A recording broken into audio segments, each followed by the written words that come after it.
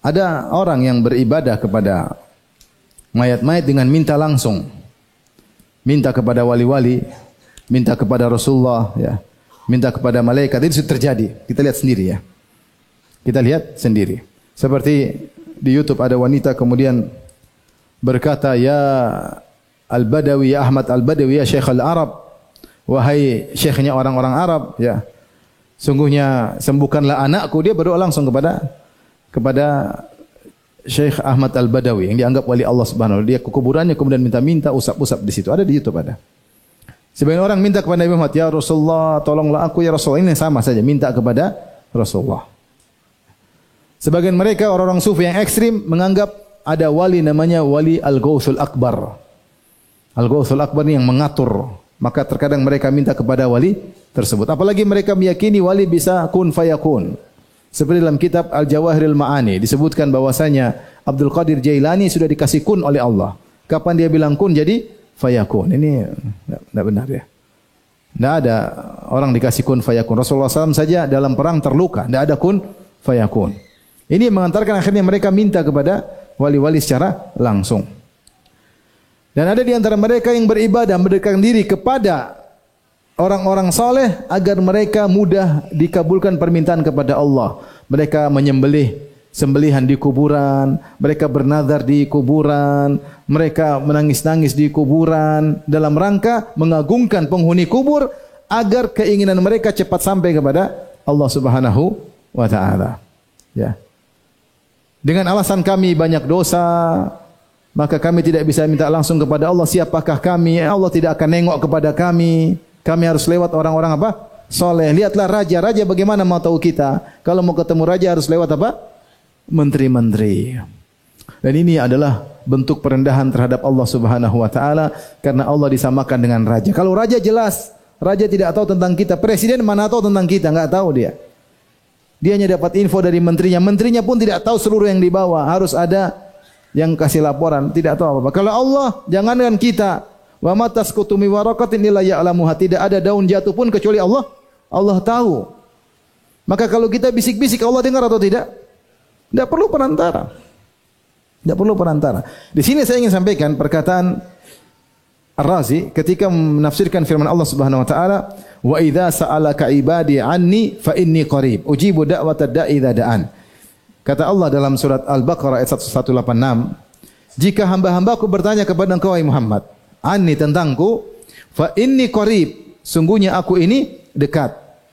Dekat. Ujibu da'watad da'i idza da'an. Aku mengabulkan doa orang yang berdoa kepadaku. Allah tidak mengatakan aku mengabulkan doa orang yang berdoa kepada wali. Enggak. Dua sisi perhatikan. Kata Ar-Razi. Razi ini kenapa saya nukil? Karena dia ulama Asy'ariyah. Dia mengatakan semua firman Allah tentang pertanyaan orang kepada orang beriman kepada Nabi selalu Allah berkata faqul, katakanlah. Misalnya yas'alunaka 'anil khamri wal maisir. Mereka bertanya kepada engkau Muhammad tentang khamr dan perjudian. Faqul, maka katakanlah. Yas'alunaka 'anil ahillah. Faqul hiya mawaqitu lin-nasi wal hajj. Mereka bertanya kepada engkau Muhammad tentang hilal-hilal. Katakanlah, qul hiya mawaqitu lin-nasi wal hajj. Selalu ada. Katakanlah, itu adalah waktu-waktu untuk manusia dan juga untuk haji, ya. Yas'alunaka an syahril harami qitalin fih. Qul. Selalu ada jawaban pertanyaan-pertanyaan. Mereka bertanya kepada engkau, selalu ada jawabannya qul atau faqul, maka katakanlah. Ketika mereka bertanya kepada Nabi tentang doa, tentang aku, wa idza sa'alaka ibadi anni, jika hamba-hambamu bertanya bukan tentang hilal, bukan, tapi tanya kepada engkau tentang aku, Allah tidak mengatakan maka katakanlah, tidak. Allah jawab langsung, fa inni qarib. Aku apa? Dekat. Allah tidak bilang katakanlah. Tidak ada perantara, langsung fa inni qarib. Sungguhnya aku dekat, ujibu da'watad da'i idza dan. Aku mengabulkan doa orang yang berdoa kepadaku. Bukan berdoa kepada apa? Wali-wali, bukan minta kepada sunan-sunan, enggak. Yang minta kepada aku. Kata Ar-Razi, perhatikan. Fi hadhil ayah qala, dalam ayat ini, wa idza sa'alaka ibadi anni fa inni qarib, wa lam yaqul faqul. Dalam ayat ini Allah berfirman, jika hamba-hambaku bertanya kepada engkau Muhammad tentang aku, sungguhnya aku ini dekat. Dan Allah tidak berkata, fakul, maka katakanlah Muhammad. Perkataan, maka katakan Muhammad, enggak ada. Allah jawab langsung, sungguhnya aku dekat. Fatadullu ala ta'zimi halid du'a'i min wujuh. Ini menunjukkan tentang agungnya doa dari beberapa sisi. Pertama, al-awwal, ka'annahu subhanahu wa ta'ala yaqulu abdi anta innama tahtaju ilal wasitah fi ghairi waqti du'a. Seakan-akan Allah berkata, wahai hambaku, kau butuh kepada perantara selain doa. Amma fi maqamid doa, adapun doa, fala wasitata baini wa bainak, tidak ada perantara antara aku dengan engkau, enggak ada. Ini yang bilang bukan Ibnu Taimiyah ya. Ini yang bilang Ar-Razi, Asy'ari. Seakan-akan Allah berkata, kalau urusan doa tidak ada perantara aku dengan engkau. Urusan lain boleh. Kau minta tolong sama orang, doa enggak ada. Ini ibadah. Ats-tsani yang kedua, annahum wada'u, perhatikan. Annahum wada'u hadhil asnam wal awthana ala suwari anbiya'ihim akabirihim. Sungguhnya mereka kaum musyrikin, mereka membuat patung-patung dan berhala-berhala sesuai dengan bentuk nabi-nabi mereka dan orang-orang soleh mereka. Wa za'amu annahum matashtagalu bi ibadati hadhihi tamathil fa inna ulaikal akabir takunu syufa'a lahum indallah.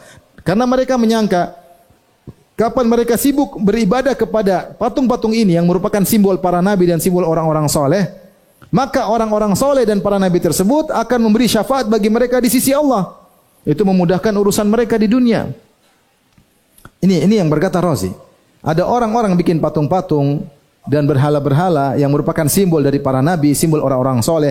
Kemudian mereka menyangka kalau mereka sibuk menyembah berhala ini, berkorban di situ, menyembelih di situ, nangis di situ, mendekatkan diri di situ, mereka menyangka ini orang-orang soleh dan para nabi akan beri syafaat bagi mereka di sisi Allah.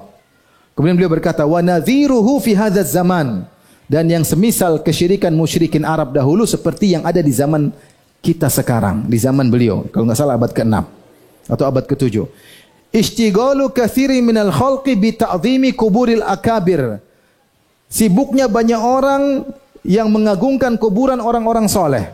Ala i'tiqadi annahum idza 'azzamu kuburahum, kenapa mereka meyakini kapan mereka mengagungkan kuburan-kuburan tersebut, fa innahum yakununa syufa'a lahum indallah, maka orang-orang soleh ini akan menjadi pemberi syafaat bagi mereka di sisi Allah.